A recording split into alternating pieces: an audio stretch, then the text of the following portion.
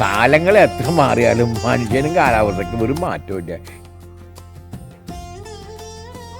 നീ കുറെ നേരമായാലും ചിന്തിക്കണേ, എന്നിട്ട് ഈ ആലോചിച്ച് ചിന്തിക്കാനുള്ളത് എന്താ സംഭവിച്ചെന്ന് പറയേ. അങ്ങനെ പറഞ്ഞ് ദേ ഈ വർഷവും അങ്ങോട്ട് കഴിയാൻ പോവാണ്.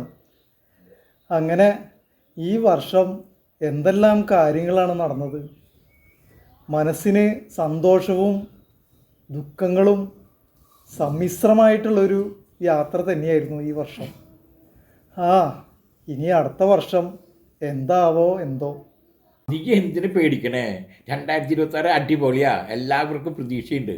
ഒന്നുകൊണ്ട് ഭയപ്പെടണ്ട. ഈ നാട്ടിൽ സമാധാനവും സന്തോഷവും ഐശ്വര്യം ഉണ്ടാവും, അതുപോലെ നിനക്കുണ്ടാവും. നീ എന്തിനു പേടിക്കണം? പറഞ്ഞ് 2025 അങ്ങോട്ട് കഴിയാൻ പോവാണ്. കഴിഞ്ഞു. എന്തായാലും 2026 പ്രതീക്ഷിച്ചേക്കാളും നല്ലൊരു വർഷമാവട്ടെ അല്ലേ? അടിപൊളിയാവും. നല്ല കലക്കാൻ പോവല്ലേ നമ്മള്. അപ്പൊ രാമുട്ടിയുടെ വക അതങ്ങോട്ട് പറഞ്ഞു.